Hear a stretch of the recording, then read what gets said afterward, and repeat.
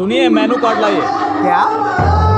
अरे 1 प्लेट बिरयानी दो यार। सुनिए बढ़िया बढ़िया लेग पीस डालना। है? अरे हर आदमी को लेग पीस चाहिए, कहाँ से लाऊं? एक मुर्गी में 2 ही लेग होते हैं बस। हमारे यहाँ 4 होते हैं। 4? 2 मुर्गी के।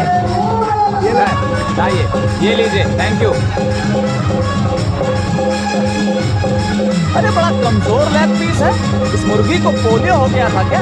अरे 5 रुपए में क्या हाथी का लेग पीस मिलेगा? चुपचाप खा ले। ठीक है ताव मत खाओ यार, पंखा चलाओ, बहुत गर्मी लगी। कहाँ हुआ भाई? दरअसल हम जब भी हिचकी ले रहे हैं, अच्छा। कौवे का आवाज आ रहा है भाई। क्या खाए थे? दरअसल हम 5 रुपए वाला चिकन बिरयानी खाए।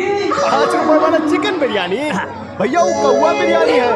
अब खाइएगा कौवा बिरयानी तो मोहम्मद रफी जैसा आवाज थोड़ा ही आएगा। कौवा बिरयानी?